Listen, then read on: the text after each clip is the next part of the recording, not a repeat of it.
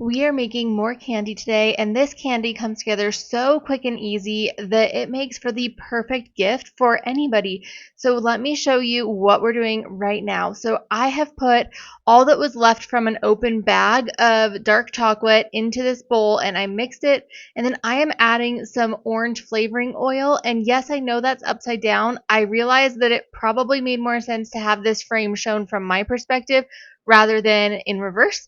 So that flavoring oil, my thought was, do you remember those like orange balls that you would like break off the slices and you'd have like an orange slice, but it was chocolate with orange flavoring?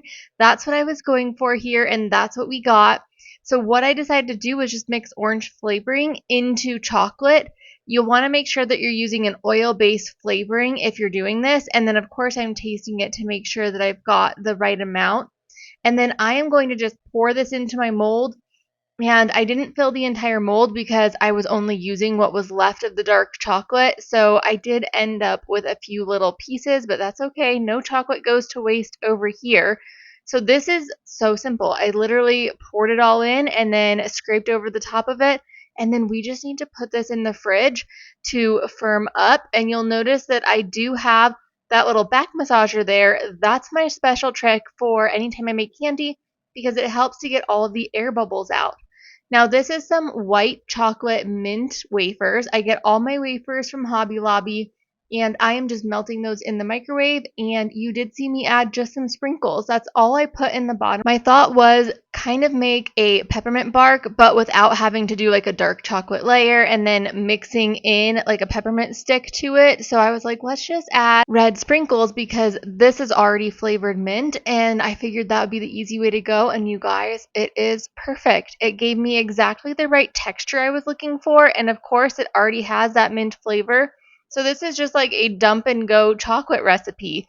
We just dump the chocolate into the mold, and then we're able to unmold it once it fully firms up, and this is perfect. So I am going to get a few more of those done and stick them in the fridge, and then I am putting an entire bag of milk chocolate into my container, and then those are some cookies and cream little rounds that I found at Hobby Lobby, and I figured I wonder if I could just put these inside of chocolate. And I thought about dipping them, but that's a little bit more work. And what I've been doing recently with my harder caramels is I've been just dropping them into my molds. And so that's what you see me doing here is I'm just adding chocolate and then dropping one of these little balls into each of them so that way they're covered. And this is so quick and easy, and it's not very messy either. This has been my favorite way to make any type of chocolate is just add some chocolate into the mold, add whatever I want in there, and then cover it up.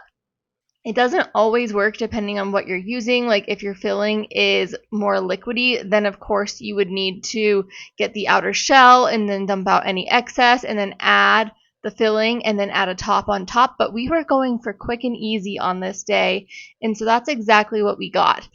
This little tool is a tool that I got for, I think it's for cookies, but I've never made cookies with a royal icing. But this tool is great. It's just like a little stick, and it's very helpful for getting the little details of the chocolate over. So there's that. I'm making sure that all the bubbles are out, and then we are going to add some Rice Krispies into whatever was left of the chocolate. That's how easy this is today. Just whatever we had left is how much I'm making. So I added a good portion in, and then we have essentially a homemade crunch bar.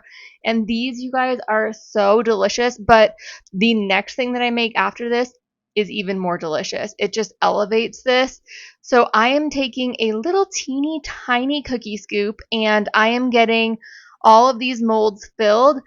I've thought multiple times about, do I want to just spread this out like a bark for all of these recipes for the most part and then break them, or do I want them in the molds? And I've decided that I like them in the molds because then they are portion controlled. Because with me, if I have a piece of bark, I'm going to eat a couple of pieces of bark regardless of how big each piece of bark is, you know?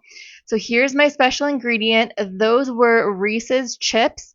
I put this all back in the microwave for just a little bit, and that was still the chocolate with the Rice Krispies. So this is now essentially chocolate with Rice Krispies and peanut butter chips. And you guys, this has been my favorite, I think, of all of the things that I've made. I got this idea because I had made peanut butter potato chip bark. And then I thought, well, you know what? I don't want to go through all the hassle of doing all the steps of like do a peanut butter layer and then do a chocolate layer. So I was like, what if I just put the chocolate chips in here and then I just don't worry about if they're fully melted, because it'd be cool to kind of have a halfway unmelted chip, because then it's like a delicious peanut butter section. So here's what I do. I just put them in my fridge, and there weren't that many this day, but on days when there are a lot, I'll actually stack up. I have like a cookie cooling rack that has multiple tiers, and so I'll stick that in there. But we are already on to unmolding, and these look just so cute. What I'm doing here is I'm kind of pushing off any ends if there was excess. And don't worry, any chocolate that comes out does not go to waste. We do save all of it. I either remelt it for the next time or we just eat it on its own, depending on what kind it is. And then I am on to the next. So we are getting out all of these little chocolate pieces, and you'll notice that I'm putting the ones that are not a full square down on this parchment paper, and I'm putting the ones that are a full square into my container. These don't go to waste, though, of course. We never end up wasting the chocolate, but this is the kind of chocolate where I wouldn't want to put this back in the chocolate and remelt it, because it does have that orange flavoring oil. So this is just little treats that I get to pop into my mouth a handful at a time, if you know what I mean.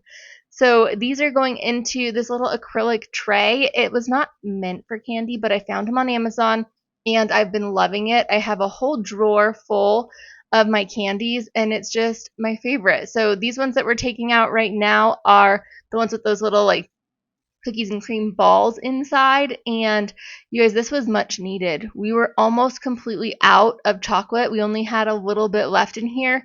And I have learned that I like to let it kind of deplete all the way down before refilling, because otherwise we don't eat certain things and they just stay in here forever. But of course, these are great for gifting too. And so it's kind of cool. Everyone kind of knows if they come over my house that we have a whole candy drawer filled with homemade candies, which are so good. Anytime you make your candy homemade, it almost just tastes like you've gone to like a specialty store and gotten a box of chocolates. So delicious.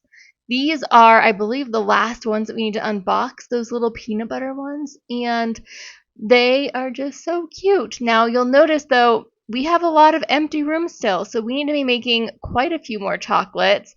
I plan on making a bunch of mint flavored chocolates, but those are going to take a little bit more effort.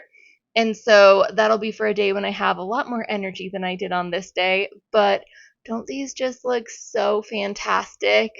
I am so happy with how they turned out. This has been my new favorite hobby. I am absolutely loving making candy. The first one that I held up is the one with the cookies and cream on the inside. That is our copycat crunch bar. And then the one that I am picking up now is the peanut butter crunch bar, which new favorite, you guys. This is so delicious. I love this.